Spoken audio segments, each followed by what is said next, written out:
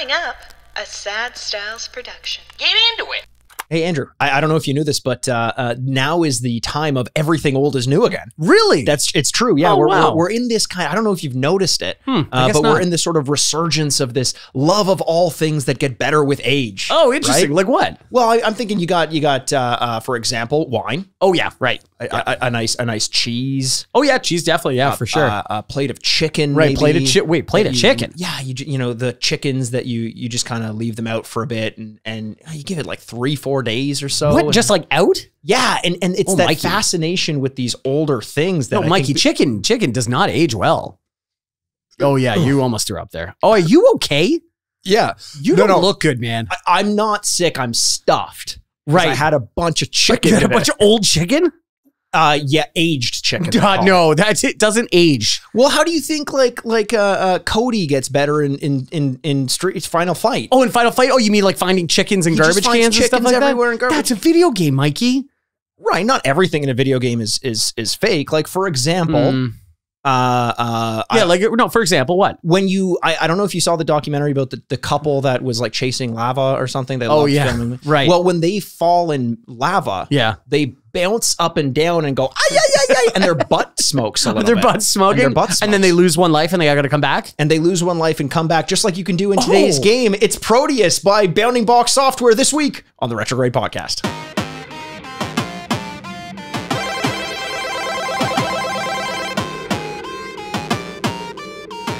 And welcome to the Retrograde. Podcast where we remind you what you used to love and whether or not you still should. I'm Andrew Bascom, with me as always is the bad boy of podcasting, Mr. Bebop himself. Mikey, a retro word. A retro word. It's Every just week. topical. Yeah, topical. It's not anything. I'm not taking a risk. Like a good cream. Like topical. A good cream. Mhm. I like the ones you ingest. Yeah, yeah. You just take a big spoonful of cream. Yeah. Actually, you can't do that. Like And a see, little cat. Here's why I know it works. Is because the doctor tells me not to do it. Oh, and doctors are evil. Doctors are evil. What do they know? They know how to star in a hit comedy alongside one Austin Powers. Dr. Evil. Well, maybe we'll meet some evil doctors in today's game. Today's game, Prodeus. Proteus. That's how I'm going to Are you commit sure? to saying it this week. Yeah, Prodeus. Prodeus, because I've seen it written down by Bounding Box Software as capital P, capital D. Oh, capital D. Capital D. Mhm. So Prodeus. And I'm thinking like Deus Ex. I'm thinking Yeah. the Latin shit. Yeah. Well, that's what it would be, yes. Well, we always say like Deus Ex Machina. Deus Ex Machina. Yeah. And everyone loves that. Yeah, why? Everyone loves saying, I don't know, does they don't anyone know understand what it. it means? Yeah, that's what it is. Because Latin's a dead language, and it sounds exciting. It's so funny. It's the least exciting language in the world. Latin? Oh my god. Well, I mean, why would it be exciting, Andrew? Yeah, I don't know. I recently saw a movie, and it was like from the 20s, and so they go to mass. They go to Catholic mass, and Catholic mass up until the 60s was in Latin. Oh. And the priest has his back to you, so you don't understand the language, and you can't see the guy, and you're just kind of like, what is the advantage to this? Like, what a show. What a show we've got for our listeners, though, Ah. Andrew. Look, typically what we do on this podcast, if you're new to listening, you wouldn't know this. If you're an old listener, you also may have forgotten. So in Age case you or have, chronologically, like, you know what I mean? That's If- true. If you're like 70 plus, you're kind of an old listener. Yeah. And then if you only listen to the last 5, you're an old listener. our old Oh, no listeners way. are constantly forgetting what we do on this podcast. And I have one co-host, I'm not going to name names, Okay. who's also constantly forgetting what the show is about. Elliot. It isn't Elliot, Okay. but I'm not going to say anything more than that. Okay. All right. Nothing more, and I won't point. Wait a second. What? Oh, he's talking about himself. That's sad. Oh, poor Okay. guy. Poor guy.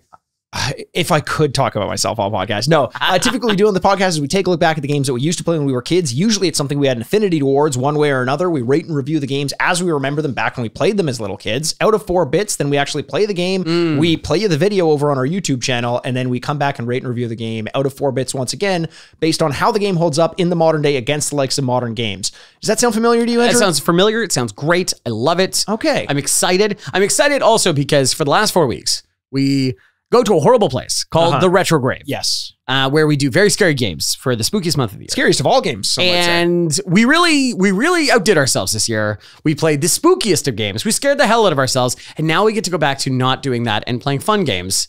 Fun games. Like Proteus. Like Prodeus. Okay, we really got to get on the same page here. Prodeus. If we're wrong, let's just be consistently wrong. Let's be consistently wrong. Instead of like, every once in a while you got it right. And like, no, God. Yeah, that's true. That's true. No, but based on the premise that I set up, this doesn't quite match, right? This is a new game. Go on. It's made to look old.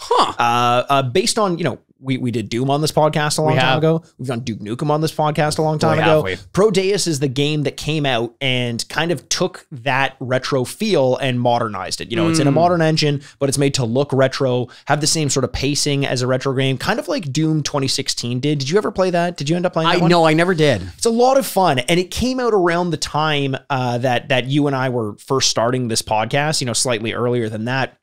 But we realized that we'd like kind of rediscovered our love for old first-person shooters. Absolutely. It's like a type of game that you just don't get nowadays. And I know a lot of indie developers have put out some games like that. But this one, Prodeus. Mikey, are you intentionally doing it? No, did I just say it wrong? Prodeus. Prodeus. Now you fucked me up. Prodeus. Yeah, I think that's what we're going. I'm putting the emphasis on pro. Mm-hmm. Which, yeah. Like you towards life. Yeah. Oh, boy. My body, my choice. Wait, no, the other way. Oh, no, wait. I don't even understand where I'm standing. It's where do they land, man? Yeah, where do they land? Yeah, they're all over the place. Cancel culture. You know what's so funny? Some of us, and Drunk Uncle was back on SNL recently. Oh, Bobby Moynihan? Bobby Moynihan, because he was doing, he did the David S. Pumpkin sketch with Tom Hanks as a big surprise. And so he's on, let's do Drunk Uncle. Drunk Uncle's really funny. Yeah. But I started to realize I will inevitably sound like Drunk Uncle in my later years. Inevitably? Yes. I'm already starting to sound like him. I was going to say, you sounded like him. How long has this podcast been going on? About 4 years First of all, fuck you. Okay. Second of all, it's just, he does that thing where it's just like, because you're mentioning like old shooters. And I'm like, unlike their modern shooters, all these kids with their Call of Duty Modern Warfare. Yeah. Which just came out recently. And boy, people have been talking a lot about that game. People really like it. Have you seen the Amsterdam level?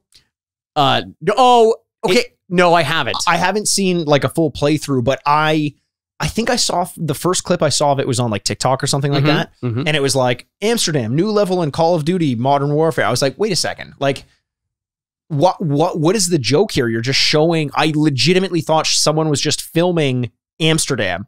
It was like so fucking realistic. It looks so incredible. Every so often we think like, how much more can we do here in terms of making video games look realistic? And then you see something like that and it's like, oh, clearly a lot more. It's unbelievable. I saw clips of the new Unreal Engine that they're working on, and it is completely undecipherable from real life. It's getting really close to that. Yeah. And I have to remind myself of like how impressive it was to first boot up Demon's Souls, for example. Keeping in mind that was the first gaming I had done in 4K. I just got a new TV. So Demon's Souls on the PS5 and Ratchet and Clank especially.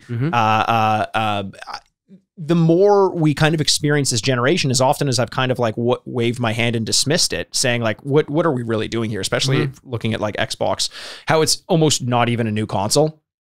Every so often you see something like that, and you're like, okay, clearly there is a jump that's been made. Yeah. And I'm excited to see where it goes. And one of the directions that it's been taken is in God of War Ragnarok, which looks fucking fantastic.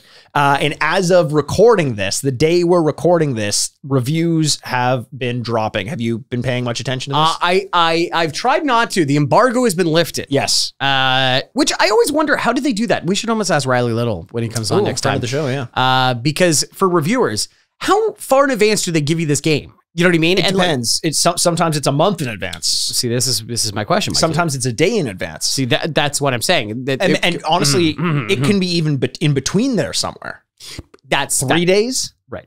Did I skip 2? Yeah, you skipped 2. It can be 2 days though. Yeah, probably could, depending on the size of the game. Yeah, so 4 days, even 5. Like really, it just comes down to, I mean, how far ahead do they want to get? That's the question. So that's what I want to ask him. Which, if they were to answer, if Riley were to answer, he could say it could be 7 days. It could be 10 years. Andrew, that's not funny. Oh, for fuck's sake. That's not, you know that's not funny. That was a big swing. That's not funny. Yeah, it's very funny. Swings are funny. Swings can be if you fall off of them. Oh, no. Just like you landed face first into that joke.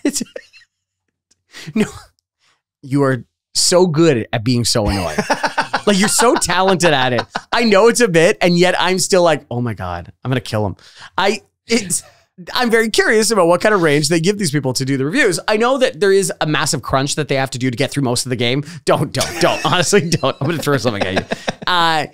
And I wonder, just like, oh, we got the Ragnarok. I guess I got to review this game. So you play, 20 hours or 24 hours available and to try and get as far as possible with doing it. Because you do see in reviews also, like, we only played to 60% of the game. Yeah. We were only able to, because then also you need to write a large article about your thoughts about it. And put a video together of it too. Yes. Like, it just keeps getting more and more complicated. Yes. I know. So I'm very curious about that because Ragnarok, by all accounts, just like any modern game, is huge. Yes. And so I wonder how far people could access it. But yes, reviews are coming out.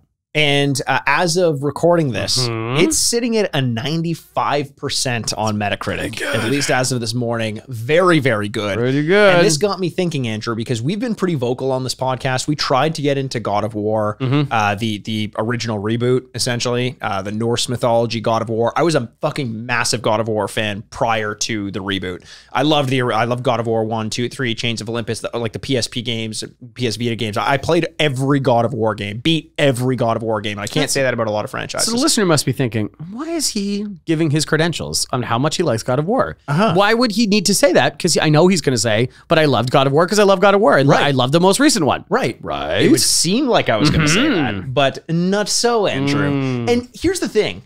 I think you'll agree with me on this because we kind of landed in the same boat of like being underwhelmed with God of War. I tried so hard. And got so far. But in the end, it didn't really matter. No. I tried so hard to get into this game. How many hours did you end up putting into it, do you think? Oh, fuck. 40? Like, oh, shit. 30, wow. 40? Yeah. I really got pretty far in that game, and it was just such a slog for me, and I just didn't enjoy it. And that's not to say that if you liked it, I think you're wrong. Right. It's just that I didn't enjoy it, and I'm also not wrong, so please don't come after me. Please don't. Please, God, I'm scared. But that's the thing. It's like you're allowed to have these things. It's just, the problem is, there's been very few games in my life that there's been such a stark difference of general attitude towards a game. Right. And how I feel towards a game. So I like that point because I've experienced that as well, where it just seems like the consensus is this is a masterpiece and I cannot find myself feeling the same way. One comes to mind. One definitely comes to mind for me in Red Dead Redemption 2, which is the one.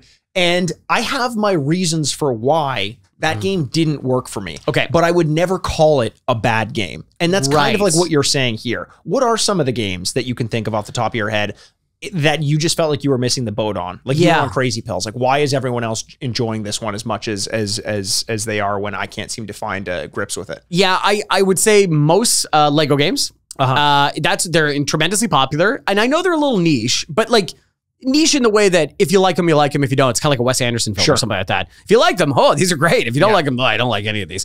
And I think there's a certain sense of that where, man, all the time I try and like, hey, the Star Wars one looks good. And I'm like, okay, I guess not for me. And and are you talking about the Lego Star Wars? I'm talking about Lego Star Wars. Okay, yeah. Oh, wait. No. There's a bunch of Star Wars games I wasn't. The Lego series, because that was the most recent one that I tried. Yeah. And I just, not for me. Yeah. And then I'm also going to say, like, there's a bunch of genres that I have to kind of throw up because they're not really for me, like, unless the ones that really break through wise. So some of the racing games, which while I find tremendously impressive, do not keep my attention, keep coming back. It's not like I'm playing Gran Turismo and I'm like, I cannot wait to play Gran Turismo when I get home tonight. Have you ever fully gotten into a racing, not a kart racer, but like, has there ever been a racing game that you've really gotten into? I'm thinking like, I'll throw some out there that maybe you wouldn't be thinking of because Cruising USA.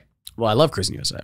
What about Burnout 3? Yeah, Burnout 3 is good. Yeah, I like that one. Any of the Forza? See, Forza and Gran Turismo are very in the same boat with me. So Forza used to be much more of like a strict simulation racing game. But now you got like Forza Horizon, which is more of a Burnout Paradise type game, like an open world car driving game. Right. Those are games that I can definitely get behind. But to talk about genres is more like that. I understand why I'm not liking. It's almost like, if you don't like horror movies and everyone loves a horror movie, you're like, well, I understand obviously why I'm not going to get it. I'll let you guys have your fun over there, but I'm not going to dabble in it. But for games that I should like, adventure games, action games, shooters, that sort of thing that everyone else seems to really take a liking to and I don't. Red Dead Redemption, you mentioned, is one.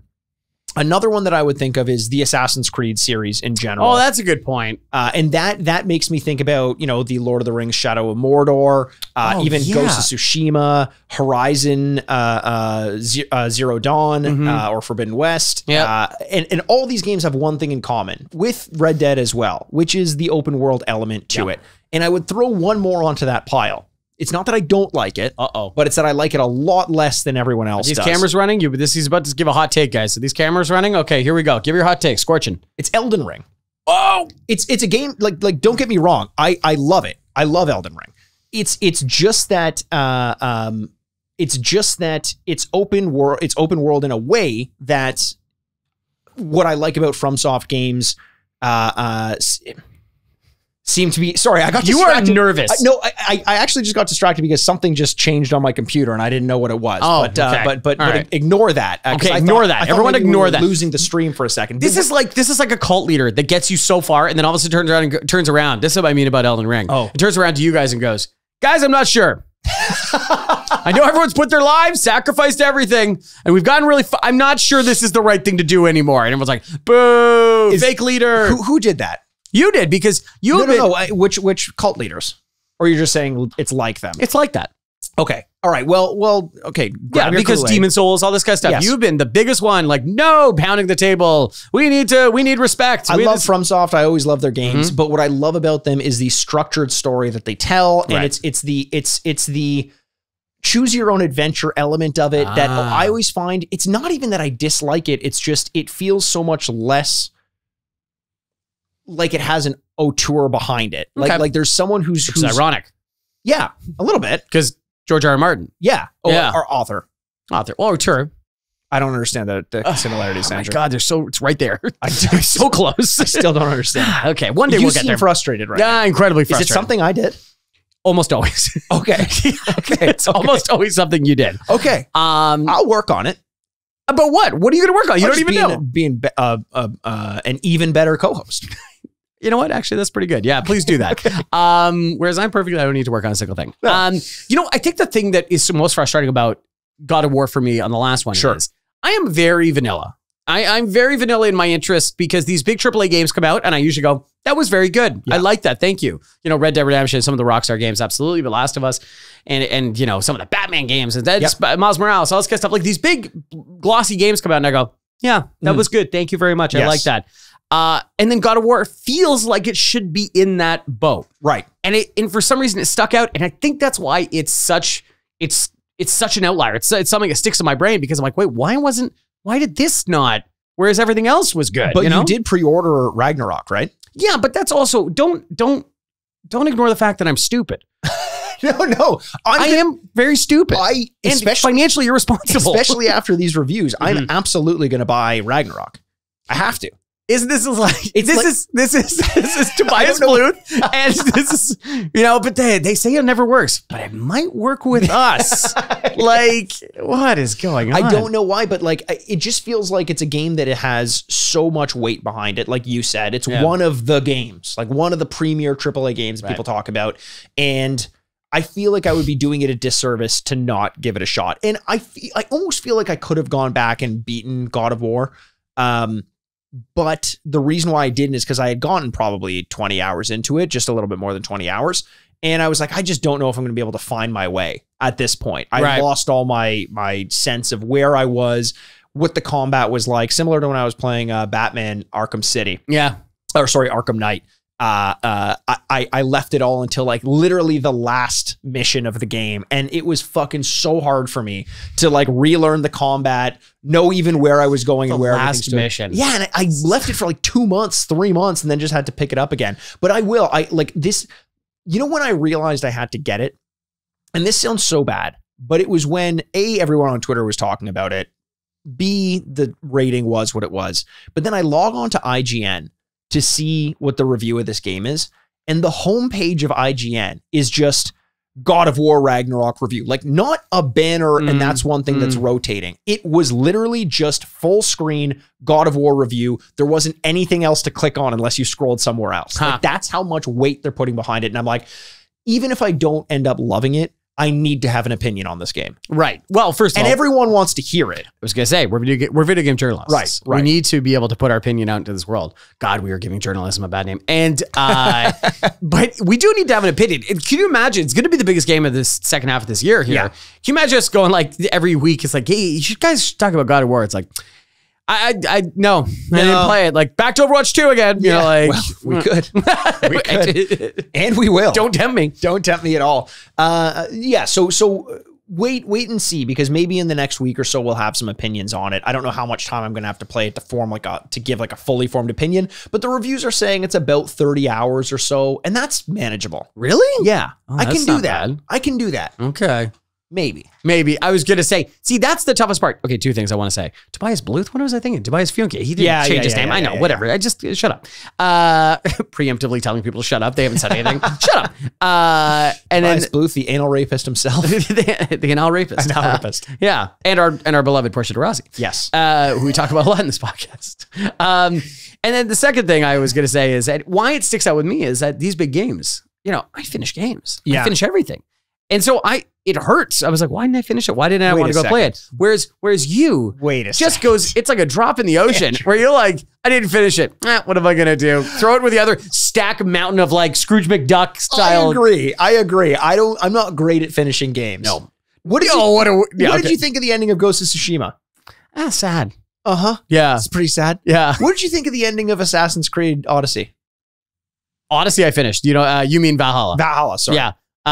See. Yeah, you Give me another shot, Andrew. Give me another shot. Valhalla. It was also sad. It was also sad. Finishing is sad. Endings are hard. Goodbyes are hard. Goodbyes are hard. Yeah, goodbyes are hard.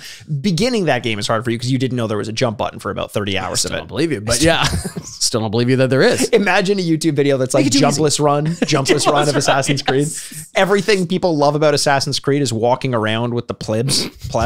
Prodeus. Just taking pictures. Yeah. It's like me in my retired years. It's great. Like, oh, pretty sunset over there. You go to take a picture, but you forgot you don't have the finger anymore to hit the shutter with. You're like, oh, right, I was an assassin one day. I forgot about that. Well, look, the first thing I wanted to do with this game was take some pictures of it when I saw it show up in my Twitter feed. It's Prodeus. Prodeus. I remember the first time I saw this game. It's technically a new game. It came out in September of 2022. Okay. That was the original, the official release, but it's been in early access since November of 2020. Whoa. It was funded by a Kickstarter in, I believe, April of 2019. Fully funded by a Kickstarter, which is great. Produced by Humble Games, which is another great company from the infamous Humble game bundle that you can find. But now they actually produce games for some indie developers, and they almost offer, from what I hear, I mean, I've never produced a game with them, but they almost offer general. In general. Yeah. No, I didn't produce a game with them or anybody. Now that you bring it up, I've never produced a game. Yeah. I did make a board game in like grade 7 though. How did that go? Pretty well. Yeah. It was French because we're in Canada. I did in French class. Okay. It was called Sous-Marin Rouet. Underwater Rush. Underwater Rush. Yeah. Wow. You remember this all off the top of your head? Yeah, because it was fucking great. Yeah, I could imagine. This game that I produced. I would love the idea that you like came out and then like, and then Cards Against Humanity just stole everything I had. Yeah. Okay, a lawsuit. It's litigious. I'm not going to get into it. It's an ongoing lawsuit. It was actually more of an Exploding Kittens game. Exploding Kittens, really? Yeah. Oh, okay. Yeah. In the sense that I would shove firecrackers up the asses of kittens and throw them into my French class.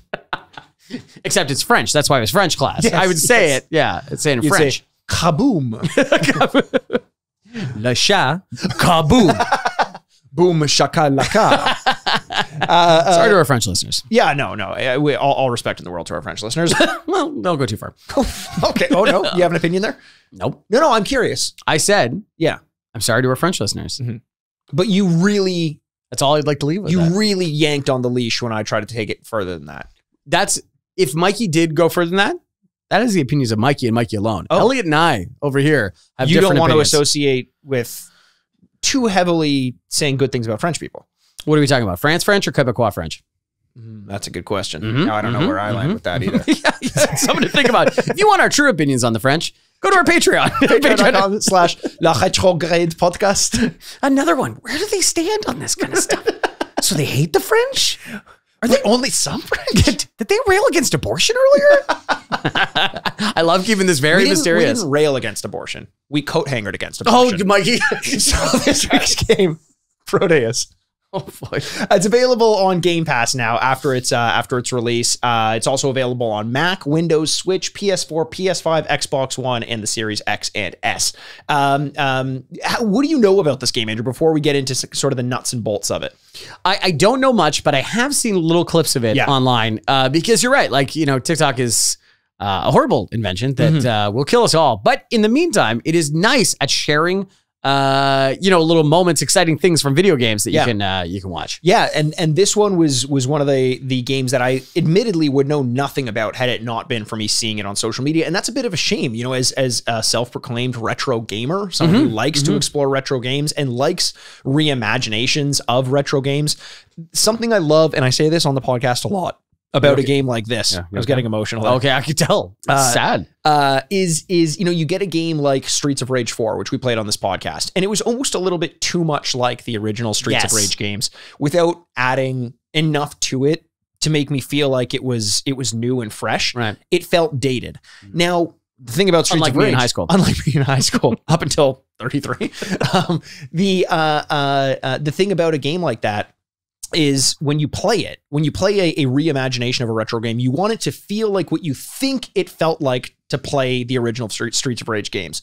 But if you go back and play those games, they also feel a little bit slower, a little bit more sluggish than you would probably remember. Like me in high school. Slow and sluggish. Sorry. Also up until your mid-30s. I promise I won't keep doing this. Yeah, Andrew, you're so annoying. Yeah.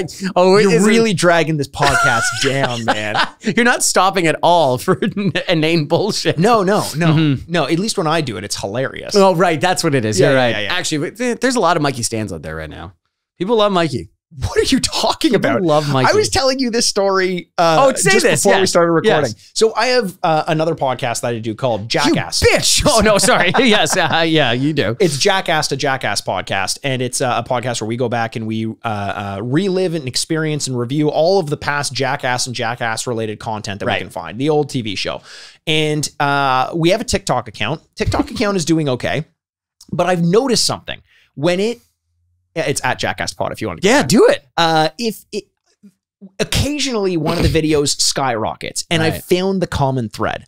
It's when I post videos and it turns out people fucking hate me in them.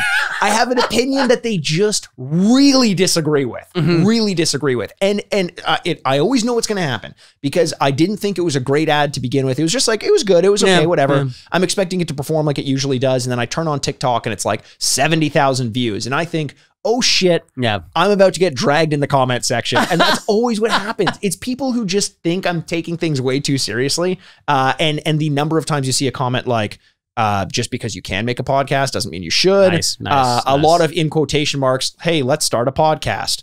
Do we need podcasts like this? And I'll tell you this, Andrew, and to the listener. When you spend so much time and effort creating a piece of work that you're not asking for anything back. No. Really. I mean, hey, if you want to join our Patreon, you can go do it. Great. But just listen, review, rate and review. Yeah. Show us some love. When people look at that and say, not only nothing, but no fucking thank you. Yeah. It really hurts. I can imagine. Really hurts. It's so funny too, because I've never seen something on TikTok that I've hated so much. I have to comment. And I go, burn this to the ground. You are like the Helen of Troy, but if it was the opposite. The beautiful face that launched 1,000 ships. You are the smug piece of shit that launched 1,000 ships that want to tear you down. That's what it is. It's 60 seconds of me with an opinion that people do not see the irony in and think I am just the asshole with that unbridled opinion. We have talked about you have a punchable face, and I guess it's the punchable face has a punchable voice. That's true. That's true. People are just like, hey, you know what? Fuck this guy. Yeah. But I started leaning into it because the video that I posted was about a skateboard trick that happens in real life that would be incredibly easy to do in Tony Hawk Pro Skater. So in the video, very difficult in real life. Very difficult in real life. I mean, no, I'm joking. But it's me giving the opinion of like, I don't get why they're so impressed with this. That's worth like 300 points in Tony Hawk Pro Skater. And the number of people are like, so you do it then. Like, do you even skateboard? And I'm like, I play video games about skateboarding in real life. So yeah, I do. Like really leaning into it. And just that to me, it was so much fun today. Oblivious is the best internet character to be. Yes. Like, I have no idea what you're talking about. And people are like, oh, it's so fantastic. It's very, very fun. Good for you, it's Mikey. Very fun. But I don't want to be oblivious about this week's game any longer. No. I want to learn a lot about it because I I talk about these older first-person shooters all the time. Right. I always think back to how much fun we had with Duke Nukem. I think one of my favorite sounds in gaming history is the sound of the shotgun in Doom and just the visceral feeling of it going off.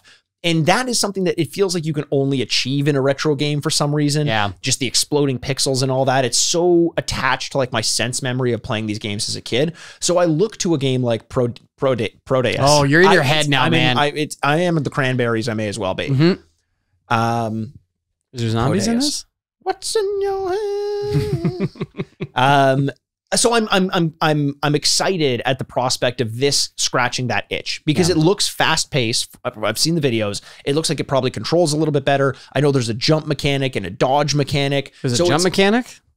I don't know if I like this. It's a call the character Ezio, Andrew. May as well be. So the prospect of having the addition of more modern mechanics in what otherwise looks like an old school game is like very appealing to me. Right. So the story, you interested in this? I'd love to hear what the story's about. You live in a world where Prodeus is essentially God. He's the creator, or they are the creator of the player and the world. But you are kind of a rogue, corrupted agent of Proteus, and your goal now is to kill Proteus at all costs.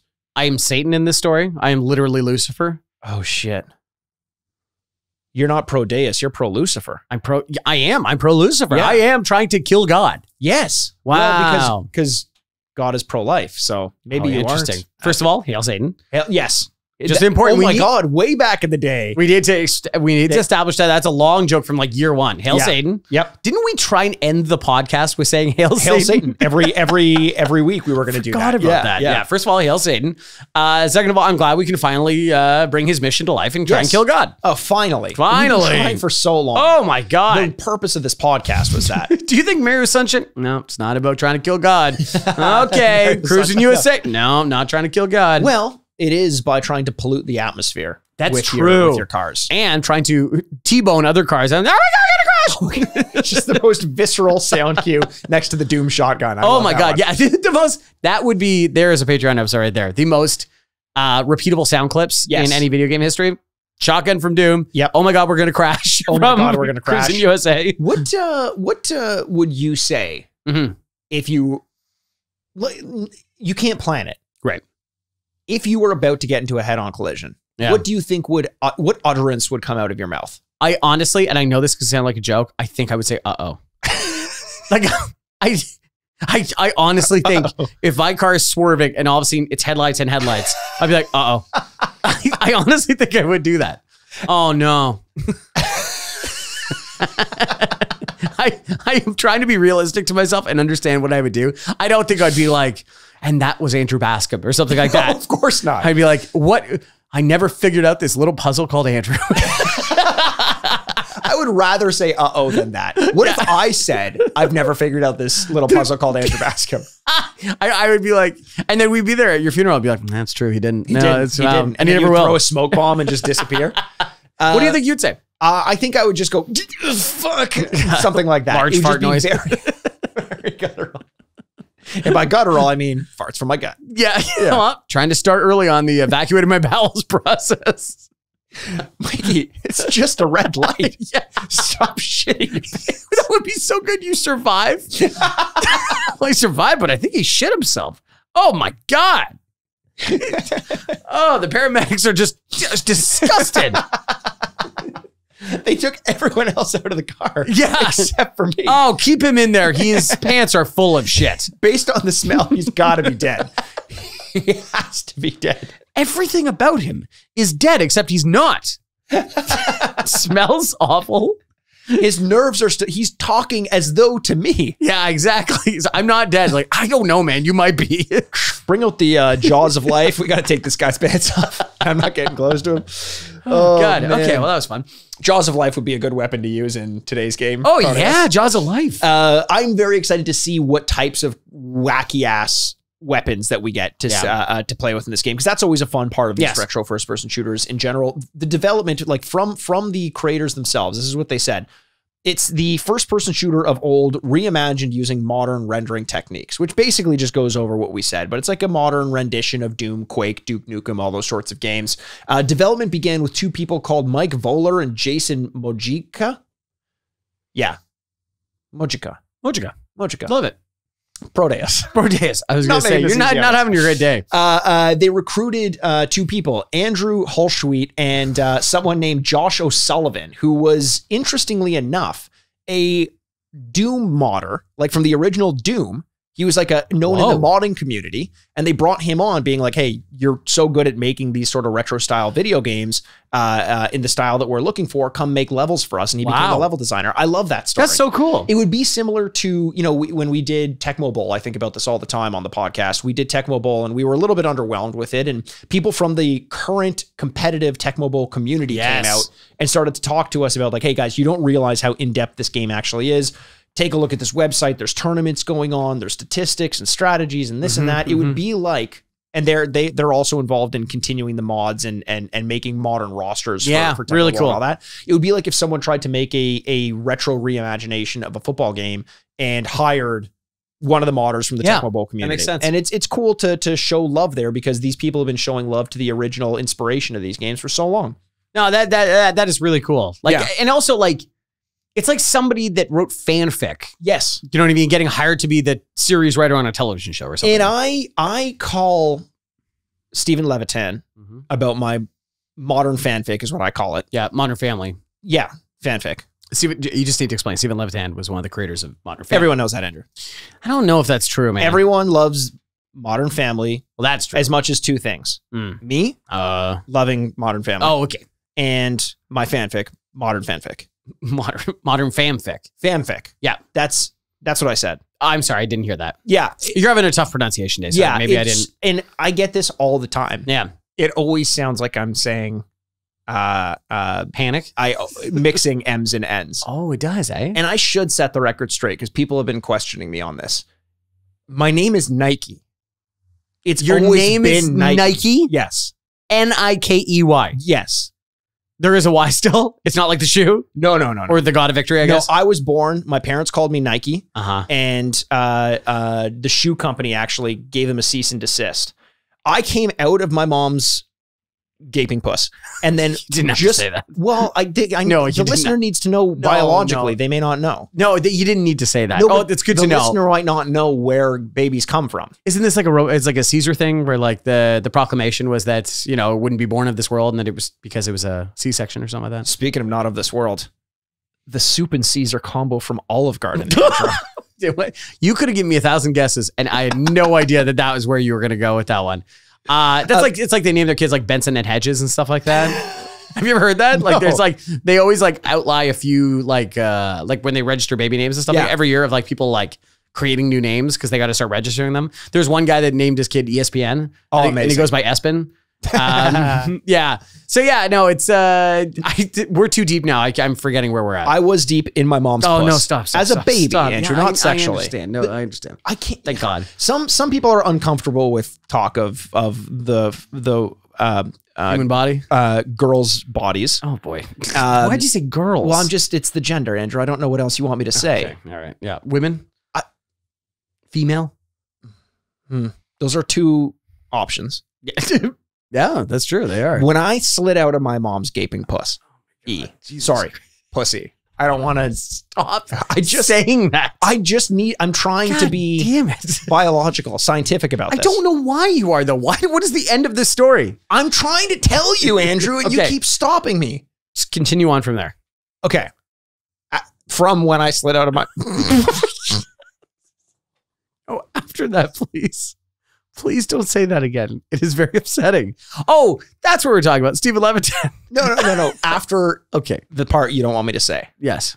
about how I slipped out of my Stop saying it. Out of it.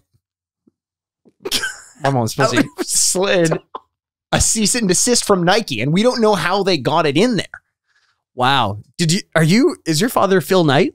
Is that that's how you were conceived? And my brother's Bobby Knight. Yeah, he's a big, wears red sweaters, throw chairs. He threw a chair into. He was so excited. Talking about fanfic. Yes. Wasn't Twilight originally fanfic? Did you ever? Is this No. true? Is this an urban legend? Somebody tell me if I'm wrong. But I believe that whatever her name is that wrote Twilight, it was originally what was it? 1,000 Shades of Grey? 50 Shades of Grey. 50 Shades of Grey fanfic. And then she created the books out of that. So hang on, Andrew. Mm-hmm. Her 50 Shades of Grey. No, wait. The other way around. 50 Shades of Grey is fanfic of Twilight. Okay. Either way, Mhm. you slice it. On either side of those things, one of them has vampires and one doesn't. So where does Pretty this... easy. Just take out the vampires. Same thing. Okay. If they're just humans and they're just having weird, rough sex. Bingo, bango. You take the vampires. Mhm. You replace them with ball gags, whips, chains, and dildos. Uh-huh. And you've got Twilight. Yeah. Yeah. It would be great if I pulled out my copy of 50 Shades of Grey. What? And it's all highlighted and like stickers are coming out and you're like, ball gag. I'm like, wait, which? Yeah, ball gags. Yeah, ball gags are in here. Cool. Keep going. I want to hear about it. It's like so worn. It's like You're going to say warm. why is this book warm? I don't know. I think it's alive, but yeah. It's like the got its Necromon. whole culture. Necronomicon. Necronomicon. Thank you. The Necronom. So okay, before we get into the game, we are Sure. gonna take a break and play the game eventually. But reception of this game, 84% on Metacritic. Oh, which okay. is right around what I would have expected for something Ragnarok, like this. but yeah. It's not quite a Ragnarok at 95%. By the way, I did a Twitter poll over under 92% on Ragnarok Nice. when all the dust settles. Where do you think it lands? I think it'll land over. I actually do think it'll land over. But 92 is a really good number because you do have to think about it quite a bit. Yeah. And so I was staring But at if it's 92, I collect all the money. yeah, the push, it's Yeah, the zero on the roulette table. Everyone goes in. I think it's going to, the last one had incredible reviews as well. So I think it's pushing really high, but 92 is right on the nose there. Yeah, we'll see. Yeah, we'll see. So 84%, IGN Italia gave it an 83. Push Square gave it an 8 out of 10. Not a ton of reviews, and I think it's probably because it spent so long in early access, like pre-release. Oh, yeah, So okay. it'd be similar to like Vampire Survivors, which just officially was released about a week ago or so. Oh, is that true? Yeah, it was always like a pre-release, like And you early quite access. like that, right? I loved it. Loved it. It's a fucking great game. That's awesome. Great game. A lot of fun. You can get it on Steam. I would highly recommend spending some time with that. It seems like every video game podcast is talking about Vampire Survivors in some capacity nowadays, so we don't need to go over that anymore, except that we are probably the only video game podcast that most people listen to. I think we're the only ones that's ever existed. But I think other people have video game podcasts? No, but I think we're the only podcast that's ever existed. But Oh. people always like, you mean like cereal? I'm like, what are you talking about? Like cereal? Fruit Loops? It's like a breakfast food? What the hell? Get out of here. Vector, like the athlete cereal? Yeah. That keeps coming up. So instead of reading more reviews from the publications, I thought I'd go through some Steam reviews. Oh, that'd be great. Yeah, awesome. So this is a review from someone who it feels like this person and myself would get along very well. It seems like we have very similar sentiments, and I'm gonna actually read the whole review. Okay. It's like a paragraph or two. Oh, I see. So Okay. bear with me. All right. It's by Plucky2098, 10 and a half hours on record. Plucky says, I buy a lot of boomer shooters. Boomer shooters is kind of the term for these old retro shooters.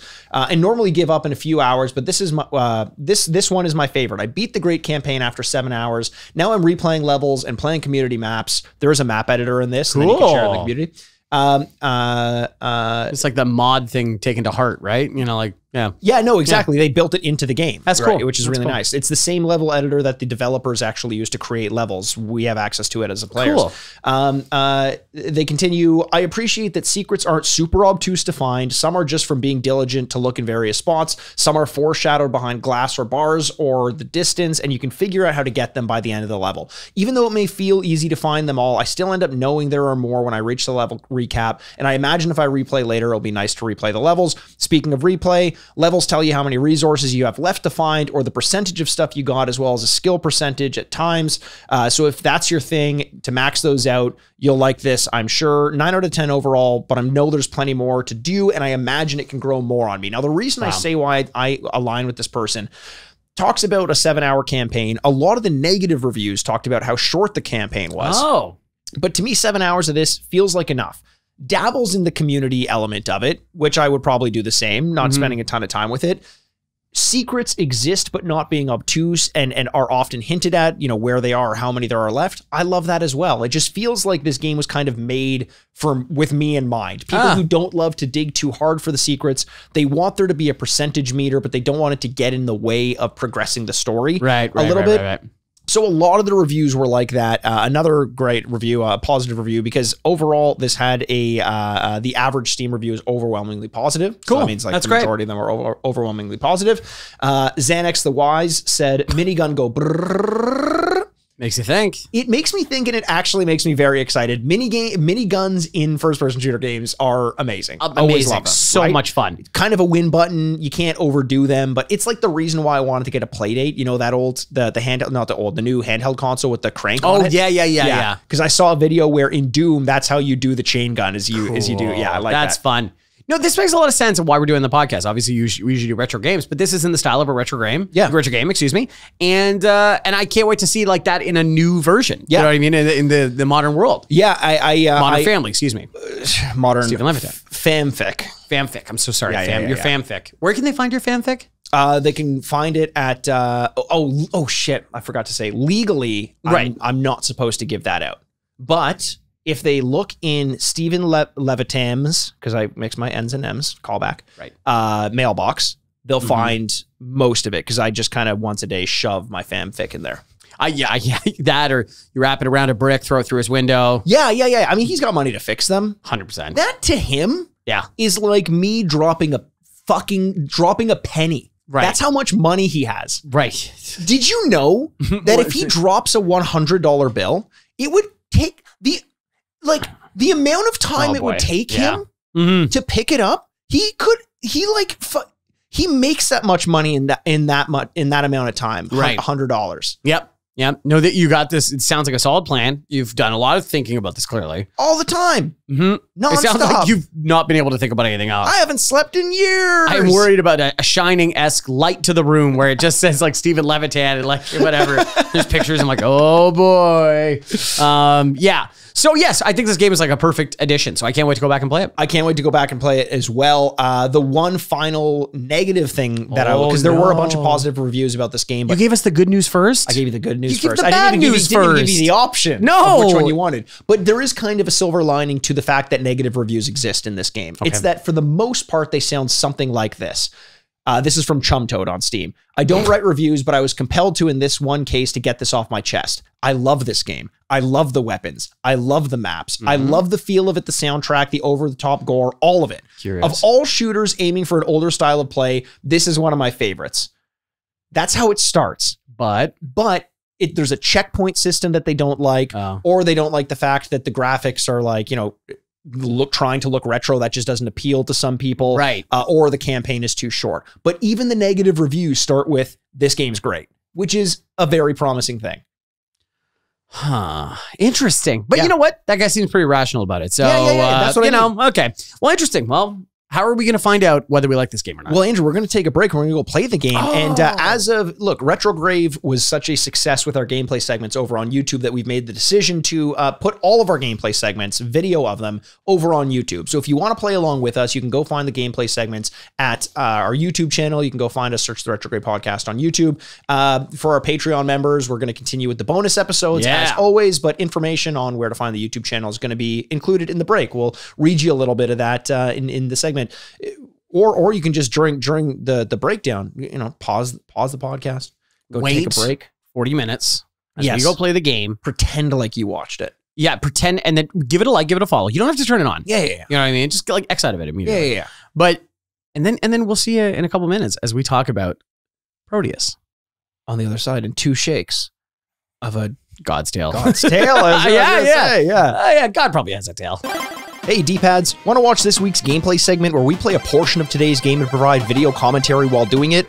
All of our gameplay segments are available for free at youtube.com/the Retrograde podcast. Make sure to subscribe and maybe leave us a like and comment while you're there. And while you're here, why not drop us a rating or review on your podcast platform of choice? It only takes you a moment, but it helps us out immensely and lets us know you appreciate us as much as we appreciate you.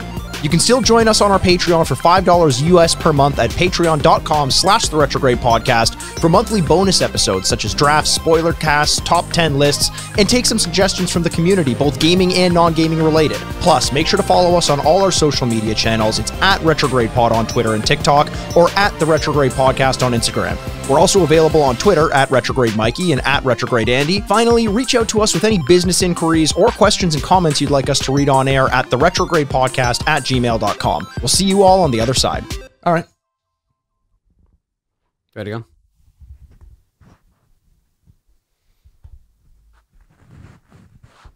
Are you ready to go? No, Say that again? No, that's not a speaker. I can't hear you. No, I know you can't. That's because it's a microphone, not a speaker. Put your ear away from it.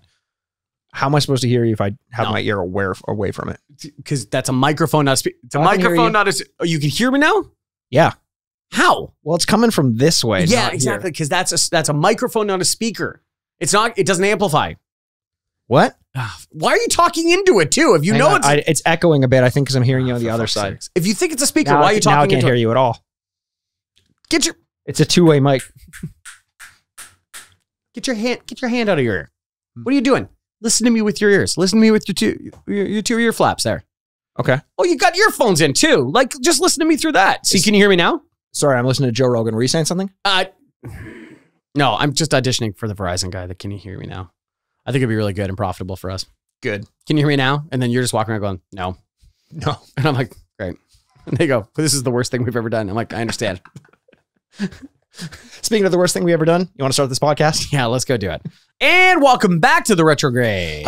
Oh my God. I'm a little disappointed, Andrew. What's that? What did I say? Oh yeah, right. Right before we started playing this game. You wanted to use the minigun. I did want to use the minigun. Okay. And then did you end up using the minigun? I was there. Let me think. Yeah, think about it. Don't think too hard. It was a while ago. It's like 10 minutes ago. Lots has happened in my life since then. That's not true. We sat down and I was sitting behind. I do remember seeing a minigun on screen. Right. There was you were able to use a minigun in this game. Sense memory. Where was my hand at this point? Oh, right. It was giving you the finger because you wouldn't let me sit in the computer chair and play the game. It just happened to be that the minigun was on screen when I was playing. Yeah, and you conveniently asked to play about 3 minutes before it happened. Well, okay, that's somehow like you're thinking I set this up, which I did not. Yeah, no, somehow. Yeah. I just got lucky. I'm a lucky boy. So when you... I'm a lucky boy. Lucky boy. What is this? I don't know. It's a fun song I'm singing. Okay. You wanted me to sing more during the gameplay. I did. I'm singing. I did. During the gameplay, though. Oh, not to ease the tension. Because I was frustrated and angry. Because there was a lot of tension in the room? Oh, you didn't notice it? No, I couldn't have cut that with a knife if I tried. Watch the video. I couldn't have cut that with a minigun. Which I had and you didn't. No, I know. That's kind of the thing I'm trying to bring up here. And in couples counseling, they tell us this a lot, Andrew. Yes. That you shouldn't use my own jokes. You shouldn't Aikido my own jokes. I shouldn't Steven Seagal your jokes. You should not Steven Seagal use my the jokes. Joints. Don't. Should we guess would be the conjunctions or something like that? Would you and I going to couples therapy be a good Patreon episode? Oh, honest to God, if we could find a therapist that'd be like, hey, do you mind being recorded? Honestly, pretty good. Hey, yeah, hit us up on our Patreon. I think this is patreon.com/retrograde podcast. It's $5 a month, and we do a minimum of 2 bonus episodes per month. And one of them might be couples counseling. I think it's a great idea. Okay, second thing I want to talk about, minigun as a concept. Is this like jumbo shrimp? What is this? What is with the name? It's the biggest gun that there is. Why is this a minigun? What is a real gun? What is a full gun? What is a full gun? Is that a Gatling gun? But what's the difference between those two things? That's a good question. Why is it called minigun? Is it ironic? It's got to be ironic. If you're a couples therapist out there that knows the name minigun and where it comes from, you know where to hit us up. You know where to hit us up. Wouldn't it be great? Show us on that doll where to hit us up. Would it be great if one person solved all our problems? So like, hello, I'm a couples therapist that knows where the name minigun came from. And you're like, wow, hey, wow, just solving all our problems. I'm going to throw this out, shot in the dark. Would you be willing to rate and review our podcast? And they just circle and underline Mikey twice. I'm like, no, don't do that. Don't do that. He's very sensitive. Very sensitive. Okay. Yep. Cards on the table. Cards on the table. I fucking loved this game. It is such a great idea. It is such a great idea for a game. You look at it, it's beautiful. The controls are simple in the best way possible because they are replicating these games we love so one-to-one, right? But with clear improvements and with an eye for the modern world. And here's the difference. When you go back and play a game like Doom, one of the first things you notice is like, oh, there's no aiming up and down. Like mouse aiming is just not what you expected to be there. It's crazy. But just like what the therapist was saying. Like, uses that word liberally. Yeah, and it's like, I don't know if you should use that word a lot. That has more weight coming from you. Yeah. They're like, never mind. Okay. Think about other words therapists can use. Just think about all the things Mikey said during this episode. He just censored himself. Just think about what he was going to say. Wow. Okay. So yes, you can't go up and down in the old Doom. Do you remember that? Just in case you didn't watch gameplay at YouTube. Yeah, you can't. But in this, the thing about it I love is that the whole time I felt like I was playing Doom or Duke Nukem. I felt like I was playing one of those games, but there wasn't a moment playing it where I had that, oh my God, you can't aim up or down. Yeah. It felt like exactly what I said before the gameplay. It felt like it was what I remember these games feeling like they played like. Are you okay? Am I a schizo as the oh no, that's what the therapist said. I'm like, are you licensed? I don't think you should be making fun of mental health. Shh. They're going to leave us a review after this. Oh yeah. We want 5 it to be stars. 5 stars. Don't talk to the therapist that way. You know what? But like, this feels like, in the best way possible, a sequel. Yeah. Because it's like, okay, you like, let's just use Doom as an example, because I think there's a lot of spiritual successor to that. So you go like, sorry, when you say squeakquel, we are talking about the Chippendales? We're talking about the Chippendales. We're talking about the men that strip with little bow ties and cuffs. Yes. By the way, up there with uniforms that are so perfect, cuffs and just a bow tie, the cuffs are really what does it. If they were just a bow tie, funny, got it, absolutely. They also wear cuffs, like the shirt is imaginary. What if we did our couples counseling in Chippendales outfits? I think that's a great idea. We would really be the Patrick Swayze and Chris Farley sketch recreated. Whereas I'm a better dancer and I'm fat, so it's great. I'm Chris Farley. And I can't really move. Perfect. You're Patrick Swayze. Because Patrick Swayze's dead. So that's he can roll in his grave. No, but it feels like a squeakquel in the way that it's like, hey, we got a new episode back, or a new game's out. Yes. Guess what we can do this time? You can go up and down, and you know how we can show that it moves on the XY axis. I assume. Yeah. Is because you can now jump onto platforms, and that's how so enemies would be elevated. That's a cool way of doing it. I mean, I remember in Doom, enemies could be elevated, and you could jump, but it would just auto aim to them. Right. But this, sorry, it feels like it's an improvement without being additive. Mm-hmm. And that's a subtle distinction I want to make. It doesn't feel like they're cheating by making a game like this in the modern era. It doesn't feel like a retro game reimagined. It feels like a retro game. And that's a big difference between something that's like, oh, this reminds me of a retro game. No, it feels like you found this in your dad's stack of floppy disks somewhere and you put it into your computer and it booted up. Which no longer floppy after you boot that thing up. Oh boy. Is the weirdest thing. I did this earlier. You just did it. Every time we say retro games, we often say RetroGraves. Really? And now that I've said it, and now that I've said it at home, you're going to hear it all the time. Oh shit. It's because I think the retro is just falling into games. Yeah. It's where like RetroGraves. RetroGraves. Just listen for it in the future. Oh, fuck. That's going to ruin me. I'm so sorry, man. I'm so sorry. Therapist also tapping on the clipboard a couple of more times. No, I completely agree with you. And that's what I was trying to say is like, it's almost just trying to show off the technology of what you can do. Yeah. I really appreciate that this game is so much bigger. Like the world, it's not even the world is bigger. Your vision is bigger. Like you could see a mile back. It goes all the way up. It's trying to show off its scope, probably a better word. And with technology, like it's incredible. Yeah, it is. And I think the music is fantastic. It's updated, but it's also very reminiscent of what you would have experienced in a Quake or a Doom or a Duke Nukem. The process of playing the game is essentially just like mow your way through enemies in a room, pick up a key that'll let you go backtrack a little bit. Now there's new enemies in those rooms. It's almost like turning mirror mode on in a racing game. You go back through the rooms, but now you're facing the other direction and the enemies are coming at you from a different way. And then you use that key to open up an area and get to new spaces.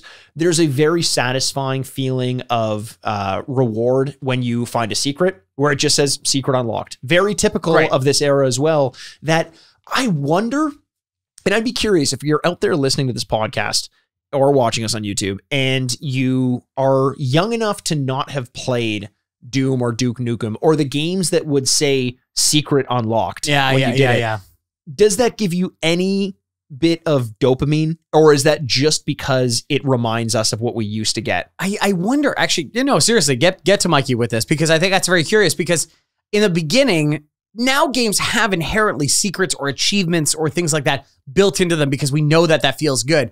Whereas I think we are still tying ourselves back to those original video games where like a secret is actually a secret. Like, oh my God, is that actually a secret? Yes. You know what I mean? I had no idea of doing this. Whereas now it's like, did you find the 100 secrets? And you're like, oh man, I don't know. Way that they do it is through like a sound unlock or a number going up or a bar filling up. This felt like, here's the thing. And I know it gets to the point where you know what your percentage of unlocks are and all that stuff. But when you're just playing through it, it's not like this lingering thing over your head like, hey, you're missing a secret somewhere. You're not going to want to move out. It's like you only get rewarded when you get it. And so you only know the secret exists once you found it. Yeah. Which makes this feel, and this is a huge boon to this game, is the fact that it always keeps you moving forward. At first, I was worried about the checkpoint system where basically you open up what they call a nexus point. And if you die, you immediately respawn there. You have the option of respawning there. All the enemies you've killed are still dead.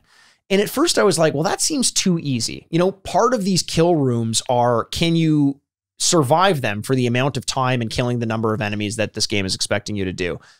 But there is something cool about the fact that when you die, you're immediately just pushed forward to continue moving on. This game wants you to keep moving forward. It doesn't want you to spend too much time trying things over and over again, poking around every corner for secrets. And because of that pacing, I don't feel like I'm missing anything. If I do start to backtrack, or if I don't backtrack, because in every other game, I'm like, I need to explore every nook and cranny here and make sure I'm hitting everything. This feels very organic. It feels like the way you should always be moving is forward. And I like that. Yeah. Also it's just hitting up like, what is it? Maslow's hierarchy of needs? Laszlo? I don't know. The hierarchy of needs. Yeah. It's just like, it's hammering home these like responses. Like, do you want to feel good? Kill a ton of enemies. Oh, every time you're like, bang, bang, bang, bang, feel good. Pick up a key. Love it. Like, pick up a secret. Bam, love it. It's just giving you gratification after gratification. So it's hard not to be like, I'm doing stuff. You really do feel like that. Now, you mentioned when we were, probably 35, 40 minutes into this, you asked me a question during the gameplay and you said, are you horny? And I stopped the recording. Yeah. We took care of it. Let's say that. Boy, did we. Turned the recording back on. Yes. And then you asked me another question. If we really wanted to make money during this podcast, why are we turning that camera off? That's why are we not doing point? Well, because then it can't go on YouTube. Yeah, well, that's fair. We should really Patreon. What are we doing? Patreon. Yeah, OnlyFans. We should do an OnlyFans. We should do an OnlyFans where it's just our gameplay segments, like nothing straight up, just very above board, and just see people like this is refreshing on OnlyFans. Sometimes I just don't want nudity. I think there's more of that on OnlyFans than we realize. Well, no, there is, because that was the original intent, and then everyone just got naked all the time, which all the power to them. But it was like 2 years ago where they tried to go, I think it was public, and then Visa backed out. No, it was that Visa basically said, it wasn't even that they were going public. It was that Visa said that they weren't allowing you to pay for subscriptions using their cards on OnlyFans. Wow. Which is like, oh, okay. Oh, Visa. They backed out of that very quickly. Yeah. You can make an ammunitions deal with Visa, but how dare you show your nipples? Oh my goodness. Yeah. Which it's true. Yes, I would say canonically best part of the body. But no, yes. the nipples. Yeah, I like those. Yeah, nipples are great. Kneecaps are cool too. The human heart also tastes pretty good. The question that you asked me though was, do you think that you will find yourself getting bored of this game? Yeah, I did ask that. And I didn't realize it until after we were done. I was like, wait, are you asking me that question because you're starting to get bored? And at this point, we're 40 minutes in. Yeah. I wasn't. I was having a fucking blast with it. But did you feel that nagging sense of repetition in this? Yeah, a little bit, because, now that I played with the minigun, sorry. but is that like you wonder how many more things are they going to give you where you're like, new, something new, here we go, let's go. And then you all of a sudden now 4 or 5 levels in a row of going have the same kit, maybe the same relative levels, just, different, within a few things, few enemies, within a range of a few of them. You're like, oh, so how many more of these can I do and still feel like I'm accomplishing something? That's the part that I wonder about. And this is the thing that makes retro games. It's a lot of the same. Yeah. And when it's really good, who the hell cares? But you do wonder because new games give you varied missions and varied areas and varied enemies and all this kind of stuff. And limited older games are limited for that reason. I wonder if this new game, trying to be an old game, is sticking to that, and it's very repetition. So it's curious because you're definitely right. Like retro games, they were so limited in what they could do that they almost had to get repetitive, and that's why games like Metroid were so impressive because it never felt repetitive. They're always introducing new mechanics and new items and new enemies and new set pieces and new puzzles, so it always feels like it's moving forward in a way that feels fresh. But a lot of these shooters did deal with that. How do you continue to make it feel exciting and new when there are a limited number of weapons? Well, you limit the rates at which the weapons drop. So you're not getting all of them right away, and you get new things as you go on. Great. But gaming started to do this thing where it was so self-conscious about getting repetitive that it introduced a plethora of other options to make the game feel less repetitive. And I'm looking at games like Assassin's Creed. I always use the diving bell missions as an example. Not fun. No one, I don't think, enjoys them, but it's like, hey, if you're bored of scaling walls, go dive for a bit. And I'm like, is variety just on its face a good thing, or is good variety good and bad variety bad? It's the reason why talk about games that everyone else loves that I don't relate as much to Red Dead Redemption 2 because I don't want to play the fishing mini game. It's not fun to me, but in their mind and in a lot of people's minds, that's variety. And that keeps the game from ever getting bored because there's so much you can do. Yeah. You can pick herbs and you can hunt animals and you can skin the animals and you can do rob the train. Rob the train. Like, I know. And in my mind, a lot of those things are repetitive and in their own way, in the sense that like, they don't keep me excited. I'll do them once and I won't want to do them again. But the core mechanics of this game of Prodeus are so, thank you very much. No, I'm sweating. Honestly, you were thinking about it. Are so good and fun and chunky that like I could easily spend. Here comes Chunky. You had all year to figure out a new joke, Andrew. And you went back to, I think you should leave. I always will. I always will, man. And because of that, I think there's a pocket that a game can exist in without scrambling to be like, no, we're good enough. We can sit in this for 7 hours and it'll be fun because people like the mechanics and it's not going to overstay its welcome. And it feels like that's what this game does to me. Yeah. The whole time we played it, I was itching for that next room and the next room and the next room. And they give you that, like when you finally got the minigun, I'm assuming it was fun because you didn't give me a chance to try it. It was a lot of fun. But when you open up the doors and you start mowing enemies down and there's like 20 enemies walking at you, you kill all of them and you're like, fuck yeah. And you very smart. You open the next door, another room of 20 enemies and you just mow them all down. 3 in a row. 3 in a row. I was like, you know what? Fucking awesome. That's awesome. If you're giving me so smart set pieces, and that was like the icing on the cake because that was the very end of the level. It's like, you've earned this. Here you go. Here's some satisfaction. Like, it feels like from what we saw in the limited amount, that they'll keep on giving you those things and you won't feel bored of it. So I'm not too worried about that. It's people that grew up on these games and went, it'd be great if we did blank. Yes. And you're like, perfect. Yes. Love it. It's very smart. You know what I mean? Like hiring the guy who's doing mods for Doom, right? He probably did a ton of those like, hey, you want to see this cool mod we did? You just get the minigun and everyone 300s themselves towards you and you just hold the button and they're like, you know what? We should put that at the end of a level. Battle of Thermopylae. Yeah, exactly. Xerxes himself comes at you at the very end. How dare you? You throw a spear at him, but you only cut him. You prove that he's not a god and that's all you have to do. That's a moral victory right there. And a mortal one as well. Very good. Thanks, Andrew. Yeah, I really enjoyed the game. Like, there's a lot of things that are really impressive about it. And, to be honest, if we really want to get to it, should we get to our scores? Let's get to our scores. I think we covered everything. Yeah. So, as we mentioned earlier, typically what we do on the podcast is we give the games 2 rankings. One is its retro score to 4 bits, which is our memory of the game when we played it as kids. And the second one is how the game holds up in the modern day against like some modern games. Right. We haven't played this game as children. No. Because it didn't exist when we were children. Unless it could have, though. We're youthful. Or time travelers. Or time travelers. Time travelers. The therapist is tapping their keyboard again. Okay. Yeah, I know. Yeah, no, it's a little weird. What do you have written down? Can you see what they have written down there? Just give me the first like 3 words of that sentence. Intimacy. Problems. Question mark. Yeah. That 3rd word is question mark, 1 word. Hyphenated, yeah. So our therapist doesn't use punctuation, just writes the punctuation down. I think they're illiterate.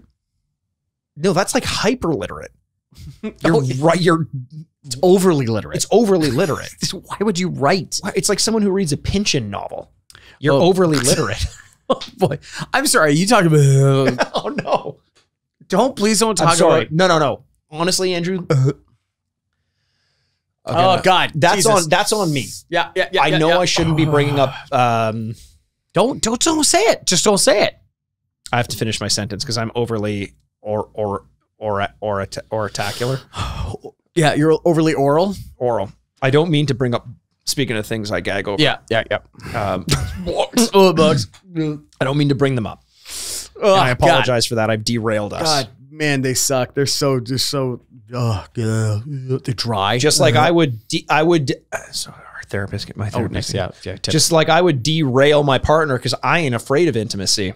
I would rail her so fucking hard because intimacy does not scare me. And that's pretty much what she's writing now. She's writing overdoing it. Yeah, I'd overdo Compensating. her. Yeah, because I'm not afraid of intimacy.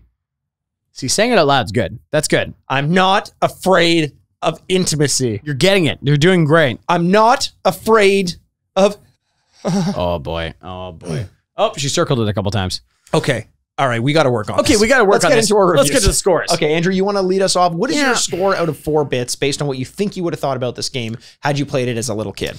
It's really hard because, if I love Dude Nukem, and I love Doom. Did you just say Dude Nukem?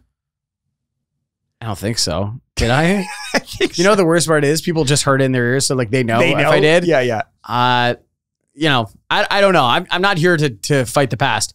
But if I loved Dude Nukem and I loved Doom, shit. I would have loved this game. They are in the same family. Yes. You know what I mean? Yeah. It is an improvement in almost any way of the stuff that we loved as a kid. Mm-hmm.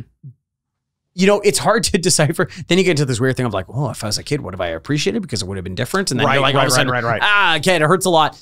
Who cares? This would have been a lot of fun as a kid. It was a lot of fun now, but I think it would just satisfy every need, like I was talking about, that I would have looked for a video game. I'm going to give it 3.5 out of 4. 3.5. You know what? It's a great point. I think we all know the story of Doom, but I didn't know the story of Doom when I was playing Doom. Same goes for Duke Nukem. Same goes for Quake. That came to me afterwards through the instruction manuals and all that stuff. And that would be the one knock about this game. You just kind of go, portals are opening, shit happens, you're organic material, and then you get broken down and you're a robot or some shit. Like, who the fuck knows what's going on? But that is also very much of the era, and I don't think that would have affected me as a kid, because I would have just been like, can we skip past the cutscene? Let me just blow up some demons. Yeah. I loved Doom as a kid. I loved Duke Nukem as a kid, and I would have loved this game as a kid. I'm also giving this a 3.5 out of 4. There we go. So we're 7 out of 8. In our retro scores, our hypothetical retro scores. Let's go to our current scores. This game's great. It is. This game is great. It is exactly the game that you wanted, but it's kind of like when I was talking about when we did Age of Empires 4. Yes. Here. And so after a long gestation period, a large period of dormancy, they brought back a game that you thought was dead. Right. And that you thought you really wanted. Exactly. Mm-hmm. That's kind of where I'm at right now, where you go, yeah, that was great. Yes. Did I really? Do I want this? I want this. That was fun. I want this, right? Do you though? Because then you start putting it next to, and this is, this comes up on the podcast quite a bit. You start putting this game next to other games. You start putting it next to Ragnarok, and you're like, these are both games that came out this year. And while there might be a price difference, absolutely, and a perspective difference and all that, but but comparable in some way. But you start going like, well, which game do you want to play? Yeah. And you're like, you really got to be committed to the bit at that point to say that is the game that absolutely Proteus is the game I want to play. This is really good. I'm not trying to take a lot away from it because that's not what it's trying to go for. It's not trying to be the exact same thing. It's trying to be good at what it is, which is a sequel to these kind of style of shooters that it is. And in that way, it is very, very good. It's exactly what you asked for. I just wonder if it stands out in a very crowded world, very full of very good games. I'm going to give it a 3 out of 4. 3 out of 4. I think that's a brave score. Thank you very much. I agree with everything you said. Yeah. I think that you really have to start to question whether this takes over your need to play an Elden Ring or a God of War Ragnarok. And I know people often don't like when we say things like that, but the whole point of this podcast is like, would you want to play retro games instead of the modern shit? And your time is tight. Exactly. And it's competing with what? Modern games. Modern games. You know. Now, that works two ways because yes, my time is tight. And in a half an hour, if I have half an hour to play a game, well, goddamn, we just played 2 pretty bite-sized 20 to 30 minute chunks of gameplay in a row. Yeah. And that could have easily satisfied me. You know, that's why I boot up Overwatch to play 20 or 30 minutes because it's 100%. Like I only have this time in and out. I want to guarantee I'm going to get my adrenaline pumping or get a certain level of satisfaction. If I boot up Elden Ring, I may spend the first half an hour that I play that game traveling from one point to another just because I'm exploring. So with that said, I think this works really well in the modern day. It's an era that I think we've just forgotten about. We've forgotten about the need to just turn on a game and be playing it and play it for as long as you can in a little bite-sized chunk and then forget about it or turn it off and not need to be thinking too hard about it after, but just feel like you've kind of lost it, like pure escapism. I'm actually going to give this one a 3.5 out of 4. Oh, wow. I really, really enjoyed it. I think there's a very small chance I won't end up beating this game. Based on your history, I'd say there's a large chance you won't end up beating this game, but not anything to do with the game. But I love this game. I take your word for it. Absolutely. I did too. I find it interesting. Oh, I just did the score in my head. Oh no. So that's a 6.5 out of 8 in our moderate scores. But you know what? The only way we're going to find out how that score matters and what it means is we get to welcome back producer Elliot. We get to walk the red carpet and we get to do our award show to find out what awards this game wins. It's been a long time, Andrew. It's been a long time. Been a full month of RetroGrave where we didn't do the awards because we were doing just how scary the game is, how good the game is. So we said no to that for a little bit. But I'm excited to walk our way over to the red carpet. You want to make our way over there, absolutely, and eventually find out what awards this game won. I missed Edward Snap over there. Yes, absolutely. Let's go. Todd Snap. Well, Todd is short for Edward. That is bizarre. You've been waiting for it all year. The most glamorous award ceremony of the week. Ladies and gentlemen, the Grady's. Oh, here we are. Oh, wow. Wow. It's the award ceremony. I got to be honest with you, Andrew. It feels good to be back, baby. Yeah. Hey, you miss us, guys? Well, you've been here. We just haven't talked to you, but that's fine. Edward Snap is there taking photos. Man, you know what Elliot really reminds me of from RetroGrave, and I didn't talk about it? What? The bald ghoul. Oh, he does, but but he's way more jacked than the bald ghoul. Yeah, if the bald ghoul was on a creatine cycle. I mean, the bald ghoul from Mortuary Assistant got up on that cabinet. Probably just parkour. Just ripped. Are you into parkour? Are you into parkour? No. So is that natural? Yeah, I was just going to say, did you just naturally look like that? Yeah. Oh, wow. Jesus. Wow. Some people just get, given gifts. So lucky. Yeah, seriously. Born on 3rd. So lucky. Born on 3rd. Unlike Solomon Grundy, he was born on a Monday. Elliot is dressed up in his Mars military finest. They look good. Pixelated and everything too. Very pixelated. Yeah. So Elliot, do you want to do us the honor, bring us back to the awards ceremony and let us know the awards that this game won? The Field of Childhood Dreams. If you play it, they will review it fondly. Ooh, wow. Andrew. Oh, here he goes. Here he goes. Huck that over to me. All right, here's the pitch. Whoa. Oh, no, foul. That was foul. Here, that's foul. That's left field. Okay, come on, straight on. There you go. Nope. Swing and a miss. Okay, so 2 strikes now. Okay. All right. 1 second. Oh, jeez, he's stepping out of the box. Hey, umpire. What's behind his ear over there? Oh, fuck off. I'm not cheating. I can hear you with my massive ear. It's a topical cream that I use. Oh, it's a topical cream. Okay. Here's okay, here we go. Okay. Here's a pitch. All right. Caught the ball. Threw it up for myself.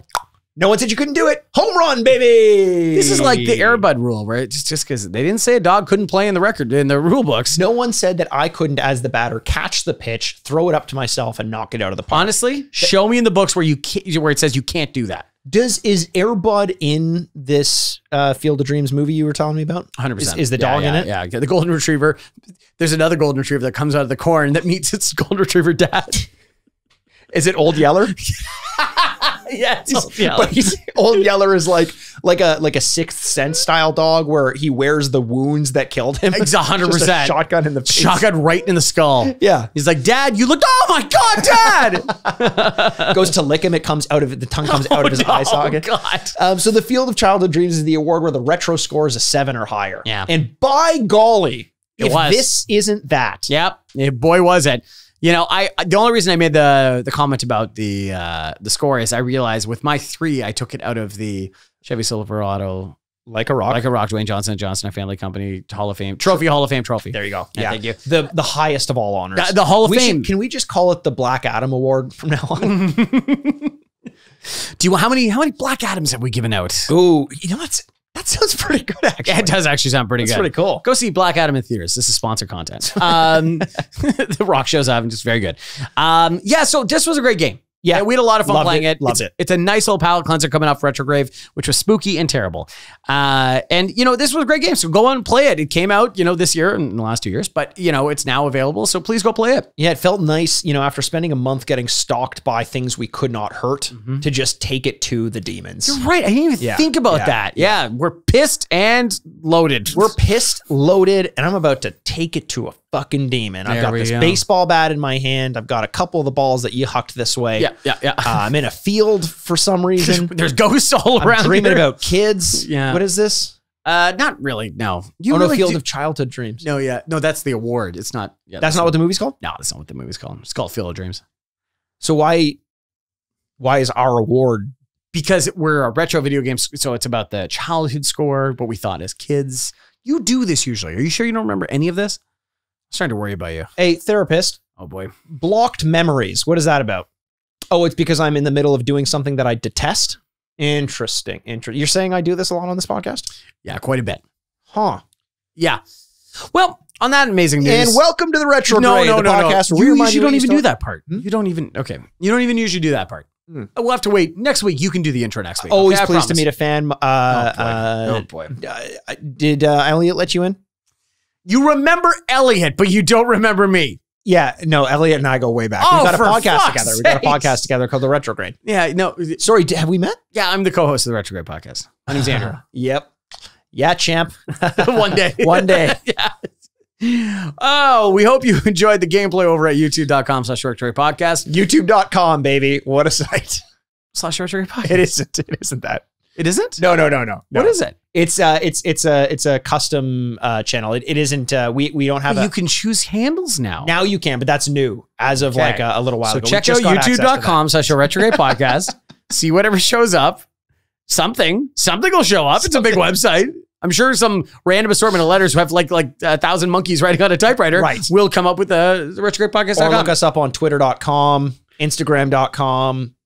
I think we're also available on the retrogradepod.com, tiktok.gov. See, here's the thing. Up until .gov, you were completely correct. Yeah. You can search us on all those things. Yeah.